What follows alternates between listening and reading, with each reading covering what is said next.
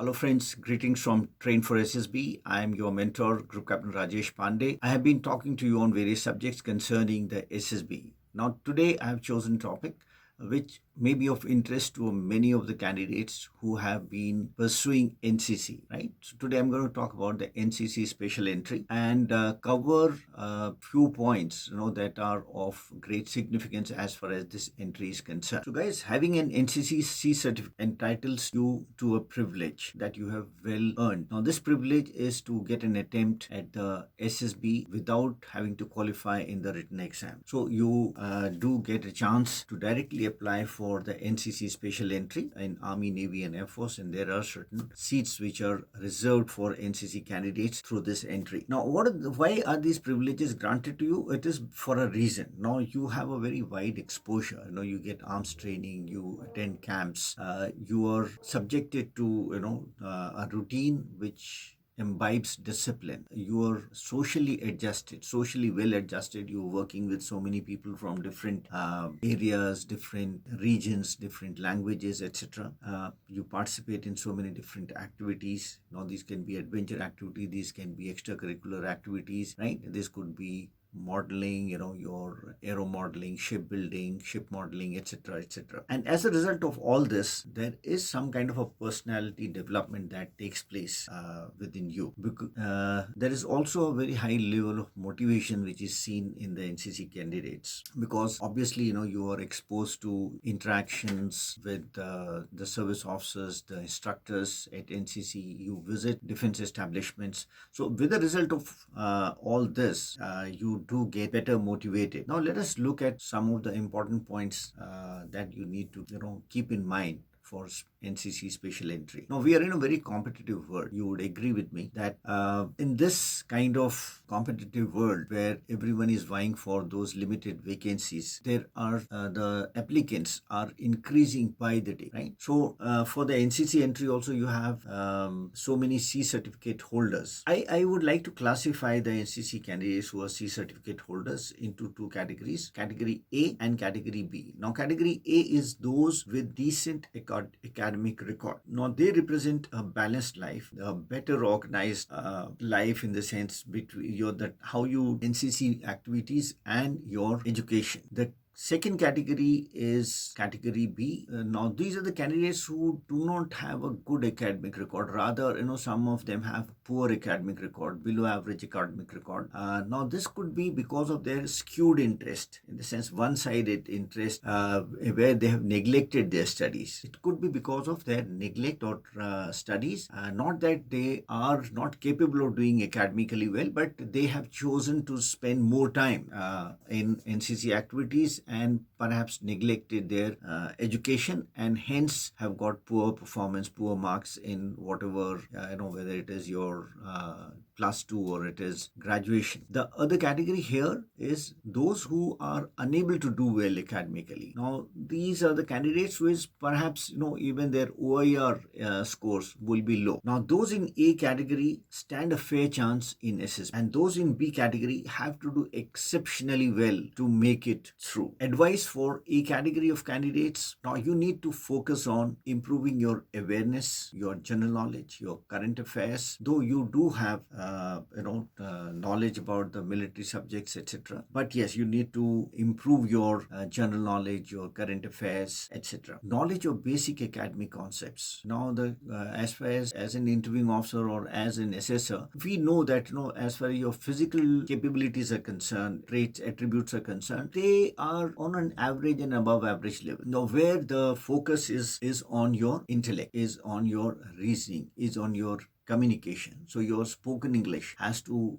be a priority for you. Presenting your achievements. Now you may have done a lot of achievements, but you are not able to present them properly. So this is something that you need to work on. Why have you chosen NCC, right? So reasons for these, and how have you been able to achieve a balance between NCC activities and studies? Now this is something which is yes, it is important, and it is another thing that which goes in your favor is having been able to strike a good balance between studies and the NCC activities. It is definitely creditable that you've been able to do participate very well as far as the NCC activities are concerned, because I'm aware said that to participate in your RDC camp, you almost spend nearly 2.5 to 3 months, and that time, you are away from your regular academic activities. So having, done all these things and yet getting decent marks speaks highly of your caliber, your ability to understand, focus on academics as well as your other NCC activities. Now, this is for the A category. Now, category B, whose performance academically has not been, I would say, impressive. It is below par. Now, you need to focus on spoken English. Now, communication, I am telling you from my own experience of having guided so many NCC candidates. English is something which, yes, is an area of concern. Knowledge of basic academic concepts. Now, however, you might try to say that you've done this, but you need to have your basic concepts clear. Whether it is in your science or it is in some other activities, your general knowledge, your current affairs, why a particular thing is happening, your ability to analyze those things, right? Your analytical abilities. So this can be checked out when you are being asked to give your opinion on certain current issues. Why a particular thing is there? What steps can you take to solve that particular issue? So here your analytical reasoning skills, etc., get tested. This is something that you need to work on. Now, presenting your achievements, obviously, if you have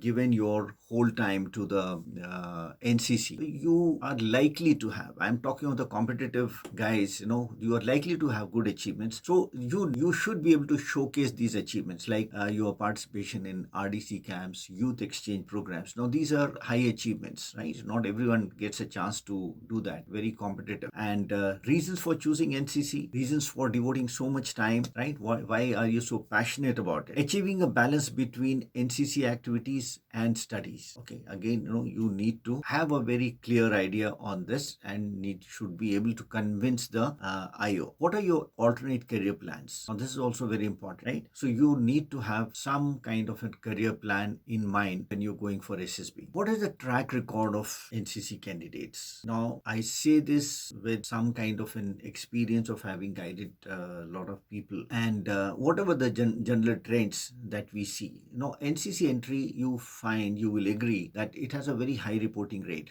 Candidates coming for stage 1, some 300 candidates, 350 candidates who have been called, maybe 330 have reported, and just about 30 odd candidates getting screened in. Now, that's almost just about 10% of the success rate as far as the screening is concerned. So there is competition. Now, those with good communication skills, they tend to do better. Those who have been able to strike a good balance between academics and NCC activities, they tend to do better. Those with better understanding of basic concepts, right? Those who are reasoning, your analytical skills, etc., they are better. They stand to do well. Those with extraordinary achievements in NCC, like I said, youth exchange program. Now you're representing the country, going to another country, and how you have fared, right? Obviously, you have to have something which is really admirable in your personality, that you've been chosen for all these kind of programs, right? Republic Day camp, again, very handful of people get a chance to march on the Rajpath, right, during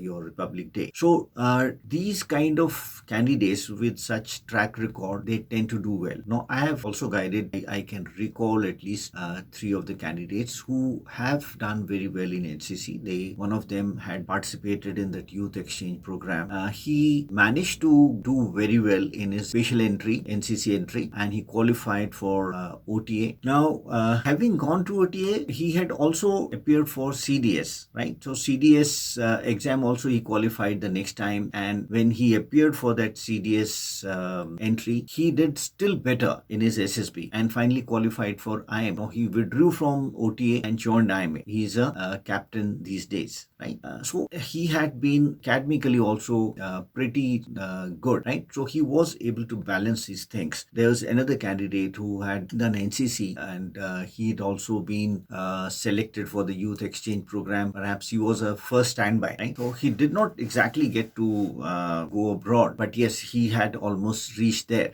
He had participated in NCC, a lot of camps, a lot of other achievements he had to his credit. Now, in NCC entry, he did not make it, right? But he had qualified for CDS, and through that, when he appeared for this SSB, he was able to do much better. And today he's undergoing training at the Air Force Academy. So what I'm trying to highlight is that those who can strike a good balance between academics and NCC activities, obviously they have a better chance of making it through in the SSB. However, it is not very uncommon to see that those who have done exceedingly well in NCC and they're also confident. Perhaps it is among those candidates who have had a skewed interest, right? So they had more interest in NCC. They were capable to do well in studies, but they unfortunately did not spend that much time in academics, and hence they were not able to get good marks. Not that they were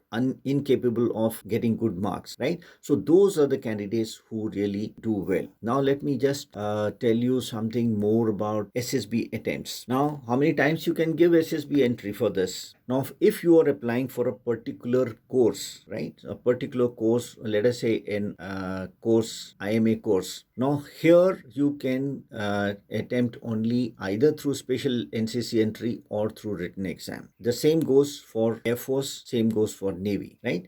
For a particular course, you get only one attempt, right? You could be eligible for both NCC special entry as well as through the CDS. My suggestion would be that in case you are eligible for both the entries, try and go for the entry where you have to qualify a written exam. That means you already qualified, right? So you stand a better chance there, because besides having qualified that written exam, your performance, because of your exposure in the NCC, your personality would definitely give you an edge over other candidates, right? So this is something that you need to perhaps keep in mind. A word of advice would also be in place here. When you go for this SSB, or whether you succeed or you do not succeed, you need to have all career options before you. Explore all the options for careers. Armed forces, you can join as an officer or as in the other ranks, right? In CAPF, Central Armed Police Forces, give your attempts. If you can qualify in those written exams for assistant commandant, nothing like it. I've seen guys, one of the guys who perhaps did not make it in the SSB, almost 10 attempts, right? But he did make it in the CAPF, right, as an assistant commandant. And so you could go as an assistant commandant, you could go as sub-inspector, and any other entry, in state police. You can also explore options in security-related organizations. Reliance runs one huge security-related organization where also, their selection is something similar to the SSB. They have formed mechanisms where they're almost testing on the lines of SSB, and they also pay you well. You could also look at career in sports or adventure sports as a guide, as a coach. So these are some of the things that you need to keep in mind, and these will be definitely helpful to you. So thank you very much. With that, I sign off, and we'll talk about some other issues in later part of our videos. Thank you. Jai Hind.